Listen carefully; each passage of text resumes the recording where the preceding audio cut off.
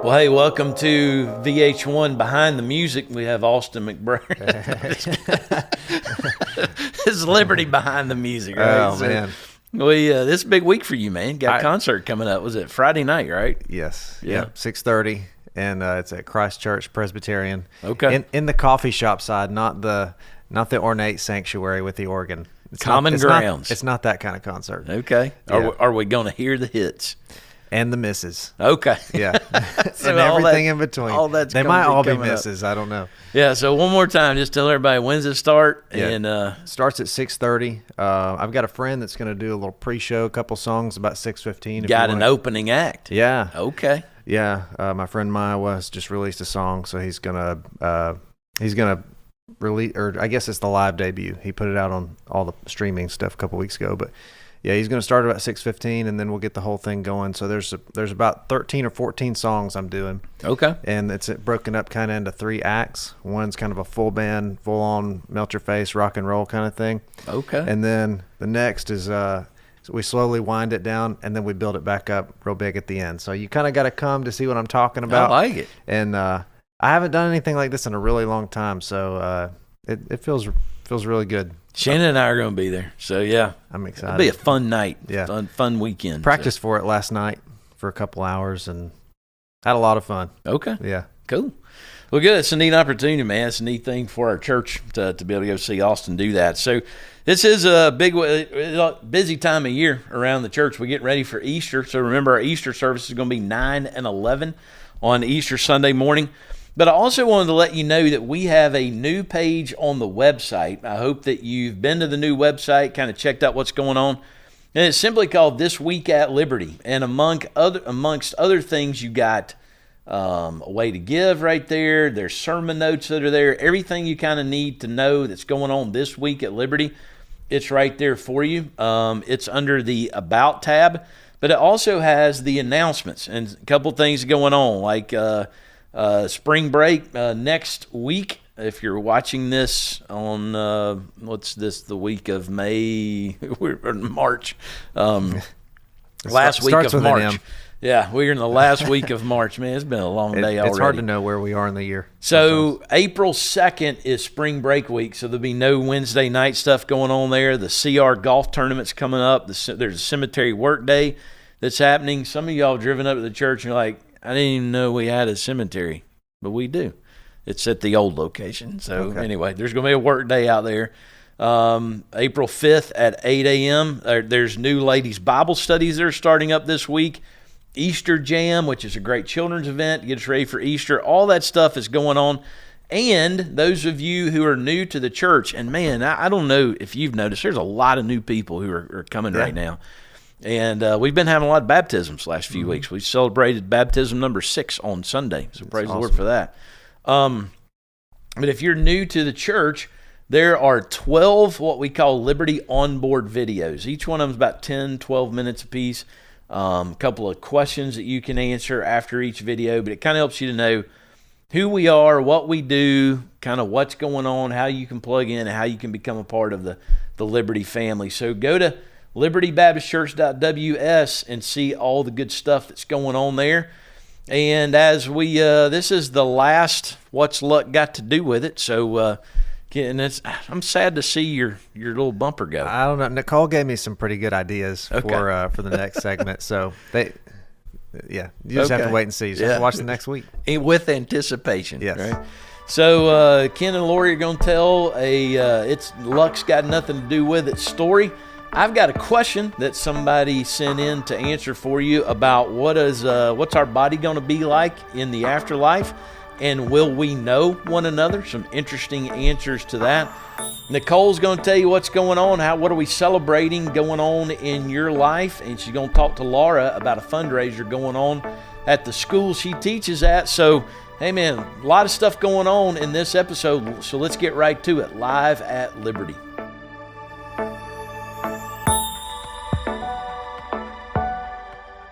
Hey Liberty, I would like to celebrate some birthdays with you guys. And one thing that I have noticed is Sometimes the dates in where I gather my information from are not the same as the person's actual birth date. So instead of giving birth dates, I'm just going to say this week's birthdays, and we can celebrate them.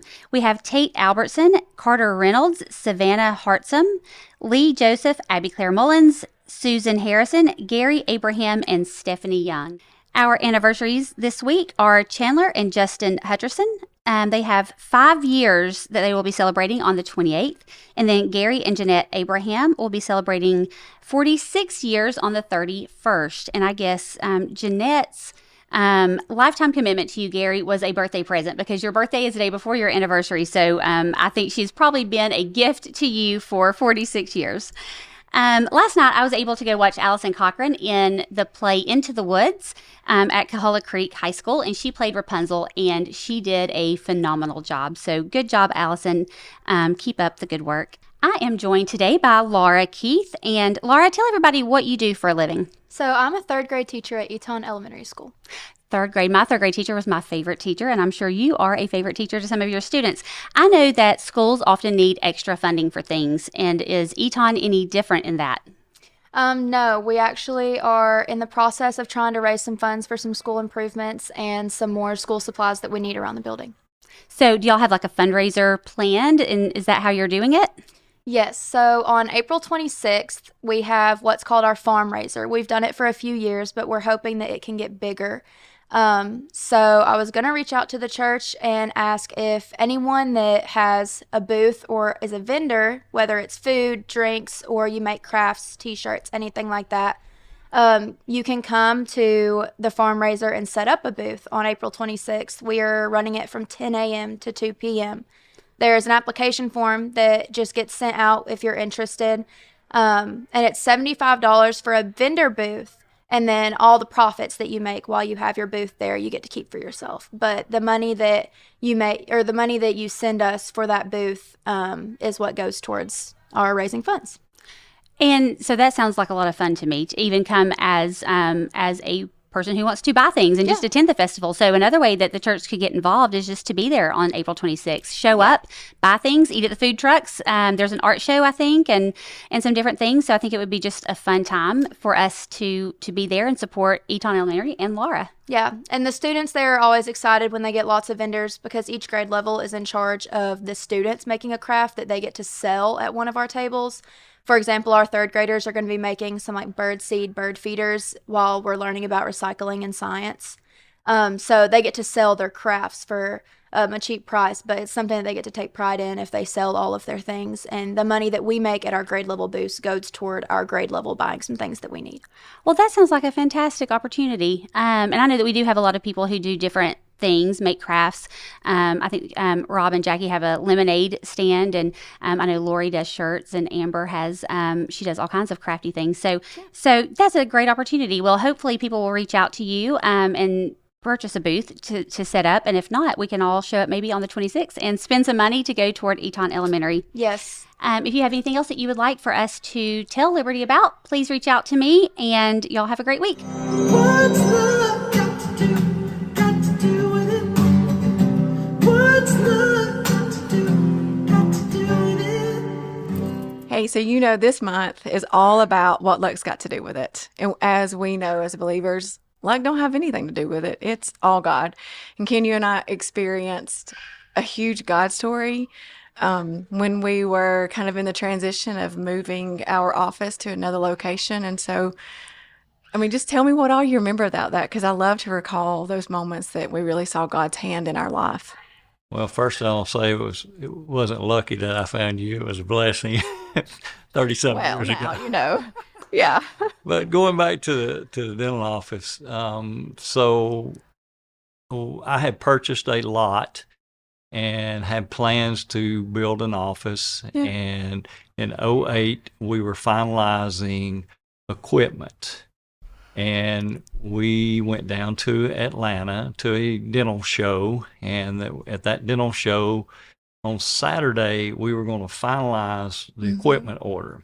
Yeah, we were looking at all colors and all the things to try to pick out for this practice. Yeah. You were. I was just, I'm more mechanics, what kind of motor does it have in it, But I don't know if you remember, you and I went to dinner kind of early. We had, yeah. And we came back. We were like on I don't know, 45th.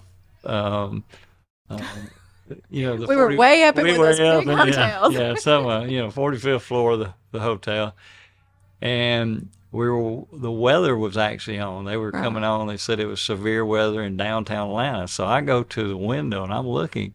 Lo and behold, here comes a tornado Right toward through us. downtown Atlanta. I'm like, holy smokes! What is going on here? Yeah. So, make a long story short, hits the World Congress Center, and they canceled the dental meeting, so we didn't get to finalize. I mean, how often is it that a tornado is going to hit downtown Atlanta, stop an entire show for the whole southeast of the United States? Yeah. But it did. Yeah. So that was in March. And so the company that was actually, we were purchasing equipment from, actually flew us to Oregon Yep. to their facility. And so Memorial Day weekend, we fly to Oregon and we go out and we look and we kind of finalize the order. Yep. And fast forward through the summer, we were getting ready to build this dental office. And We had all the plans drawn. we had plans drawn. everything We were done. doing some final Yeah. civil engineering on the lot. And lo and behold, Lori gets a call from a sweet lady she worked with in Birmingham, Alabama. When Lori worked at a bank, she actually worked in the investments department. Yep. And this sweet lady told her, said, I don't know what's going on, but everybody here at the bank, they're selling their stock. So it's like, I don't know what that means, but something is changing. Yep. And so lo and behold, everybody remembers '08 crash. And so we put everything on hold. I was a little bit, devastated, a little bit, like, We were disheartened because we were really looking forward to having this big new, building that we had really dreamed of and saved for and worked toward. yeah. So that had been about a 5-year process Yeah. up to that point. Yeah. So we put everything on hold. Of course, everybody knows everything kind of crashed in '08 and it kind of led into '09. Well, beginning early summer of '09, I started thinking again, well, hey, maybe we could move forward with this dental office again. I had a lot available. I had plans drawn. We were just sitting, just ready We to were on pull wait. the, We were on ready the whole time. ready to Yeah. pull the trigger. And then, Lori, tell us about your mom and what happened with her over the summer, late summer. So Labor 09. Day, my mom was actually diagnosed with what they told us at that time was terminal cancer. So then again, this isn't luck. It was totally God, because the kind of cancer that mom was diagnosed with here was not the same when we got to MD Anderson in Houston, Texas. It was a totally different kind. Here it was terminal. There it was, we can work with this. And so we knew then that we had to stop everything again, because you were still going to have to be at work. I was going to have to be the one who was kind of heading this whole entire project of building the practice. And I couldn't do it because my life had kind of been put on hold because of going back and forth with mom to Texas. And I knew that the next few months was going to be touch and go with her. And it was, for that matter. But then, we come home and mom's good and all things are on go again. But you and I at that time too had just kind of slowed life down a little bit and realized that we, just kind of need to back up for a minute and just kind of chill out. Yeah. And so for about a year we did. So fast forward to May of 2010. I'm sitting at Sonic in Calhoun, and I see a Regions Bank building that has been vacant. Still the green roof. It's still green roof, still is today, but for sale sign. I was like, man, that would be a neat dental office. But I already had a lot. I already had plans, already that. But there's something in me just kept telling me to say, call about that. So I did. I finally called the real estate agent, and he gave me a huge number on it. I said, that I'm sure it's worth it, but I would need to totally gut the building. Right. I told him, I said, I've got a lot. I've got all this ready to go. He said, just make an offer. Just make an offer. He said, it's nothing to me, Right. nothing personal, so do it. So I did. I made an offer and made a crazy, low offer. Low ball offer. Low ball, And the first counter offer was scarily very close to what we'd offered, you Yeah. know. And so in 30 days, we went from making an offer to purchasing the building. Yeah, you called me and you said you better get ready because I think we're about to buy a building. You know, another crazy thing about it was when I started looking at the building, I called the architect that had drawn the original plans because he's in the dental industry. Yeah.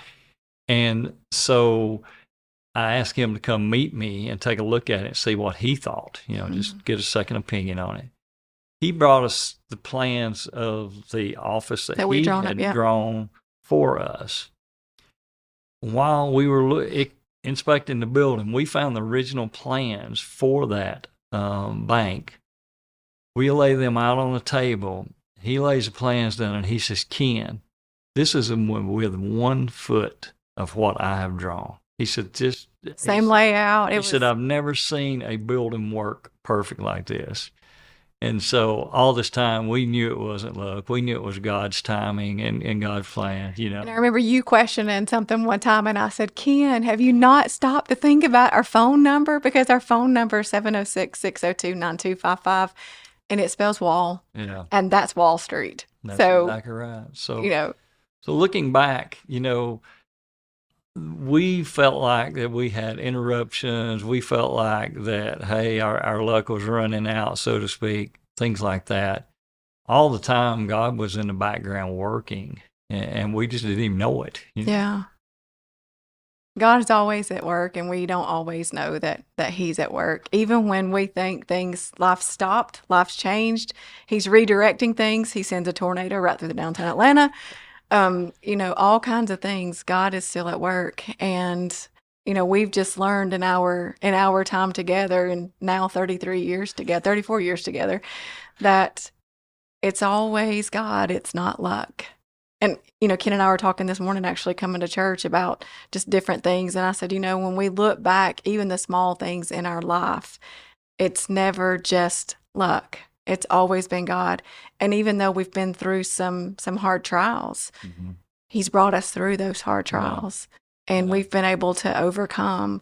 But our faith during those trials too, even with us building the practice and it, you know, like things are now, it's increased our faith in Him. It's increased our knowledge and wisdom of Him and our discernment of Him, and us being able to stand solid on who He is.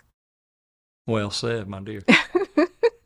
Thanks, honey. Interesting question this week has to do with life after death. What are we going to be like in heaven? So the question is, will we have human bodies, or will we be spiritual beings? Will we know people from earth in heaven? That's not an uncommon question, and you are not the first to ask it. As a matter of fact, your question is in the Bible. It's actually in 1 Corinthians chapter 15, verse 35, and it says, but someone will ask, that would be you today, right? How are the dead raised, and with what kind of body do they come? Now, you have to understand the context that Paul is answering this. These people are asking this question in jest to kind of make fun of the Christian faith, and I understand this person is not asking that. So that's why he says, you foolish person. He's not saying that is a foolish question, but if you are trying to use a question like that to trip up somebody about the Christian faith, he's saying that's kind of a foolish approach, because it's a really clear, simple answer. And then he goes on and talks about the nature of bodies. And I don't have time to read all of this, but I would encourage you to do so, because he talks about how we can just observe the world as it is and see the different natures of bodies and how they change. The first example he gives is the body of a seed, and when it's sown into the soil, it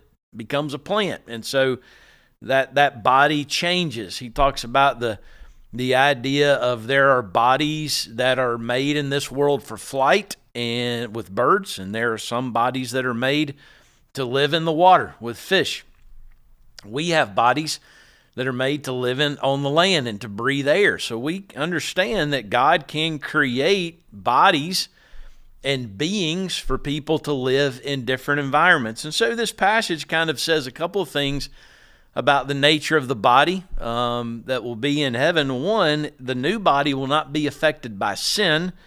It will be fit to live in the new heaven and the new earth eternally. And I don't know exactly how that's going to work because I think there's some physics of the new heaven and the new earth that are really interesting if you look at what little the Bible does say about it.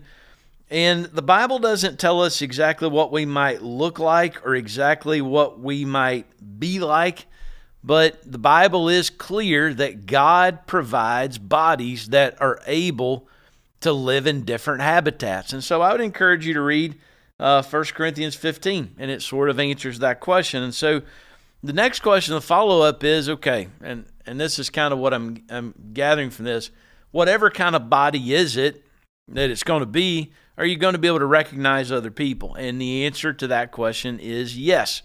I think we will look humanish. It's hard to imagine. The Bible doesn't tell us exactly what that body's going to look like or exactly what it's going to be like. But one of the things that we do recognize from Scripture, is that, think about the transfiguration. Whenever Peter, James, and John were there with Jesus and Moses and Elijah appeared with Jesus, even though they obviously never had a picture of Moses or Elijah, had never met Moses or Elijah because they didn't live anywhere close to their lifespan or their time frame of their life, they immediately recognized who they were. And so I think you'll not only recognize people that you know now, you'll recognize people you don't know now. You will know them, the Bible says, as they are known. I guess just supernaturally we'll have that knowledge provided to us, or we'll all be wearing name tags. I'm not really sure. But think about the story of Lazarus and Abraham, the rich man and Lazarus. So the Bible tells us that Lazarus died and the rich man died. It's interesting that the rich man has no name in that parable. Only Lazarus does. And it's almost like their fate on earth was swapped in eternity. The rich man lived in a really prosperous life. Lazarus didn't. They get into eternity and it's switched eternally. And Lazarus has an identity. So does Abraham. They're talking with one another. And the rich man, even though he is in torments in hell, he still recognizes Lazarus, who in that place, maybe it's a question for another day, that they're speaking to one another over this great gulf that's fixed between the two. And the rich man knows exactly who he is. Jesus referred to Abraham and David and some of the saints of the Old Testament that have passed away, and he says, I'm not the God of the dead, but I'm the God of the living. And so those people still have identity, and Jesus spoke about them as if he knew them and had met them in eternity. And then think about the passage after David has sinned. They've conceived a child. That child is born to Bathsheba, and then it passes away. And yet David has a hope. He's not going to see that child anymore on earth. He says, he will never come back to me. He says, but I will go to him. And so David had that hope of, even though it was a baby, even though it was a child, that whenever David entered into heaven, he would know exactly who that child is. And so the Bible does make it very clear that we will recognize people that we know in this life and people that we don't even know in this life. Now, here's what's really interesting that we need to take away from this. The Bible is not as concerned with helping us understand the nature of the body or the way recognition works or even how relationships are going to be in the afterlife. The Bible's major concern is how you get there. And that's the point you can't miss. Anytime you read one of these passages, the major concern is not answering that question of what life is going to be like in the afterlife. It's always more concerned with helping you understand that we have to repent of faith and turn to Jesus Christ so that we can be with him in eternity. So please don't miss that. But I would end this question kind of with a video I actually saw a couple weeks ago that was really interesting. And it was kind of I don't know, a parable, little allegory that a guy had put together. And he made a video like he was a twin in a womb, and the twins were talking, right? So, right, just bear with me. So the twins are talking to one another, and one twin in the room says, "Hey," in the womb, says, "Hey, do you know that after we're born, we're going to breathe air?" And the other one's like, "Oh no, there's no way we're going to breathe air because a child in the womb is being sustained in life by that amniotic fluid in the umbilical cord, and so it really can't imagine what life might be like outside of the womb." And then the other one goes, "Hey, we're going to use our mouth to eat food." And the other one's like, "No, there's no way you're going to, and he kind of goes on like that. And he says, "We're going to use our legs and our feet to walk one of these days." And the other, "No, there's no way your legs are ever going to be able to do that." And I think it was it's kind of a little parable to prove the point that ultimately in the state you and I are in, we can't imagine really what life is going to be like beyond this, because we just have such a finite experience of the world and the nature of things where we live. So I hope that answers your question. I think it's a great question. It's a very common question. And I wish there was a book of the Bible that just said, let's put this all together and show you how all this works. But there really isn't. And so, again, just don't miss that point, that the Bible's not as concerned with answering your questions about what the afterlife will be like. It gives plenty of information about that. But its major concern is to make sure that you know Jesus Christ so that you will be in the new heaven and the new earth. So keep sending me your questions. I love it when you submit them. We'll give you a link on this page or in the comments so that you can go and let us know what your question is, and we'll get it on the next podcast.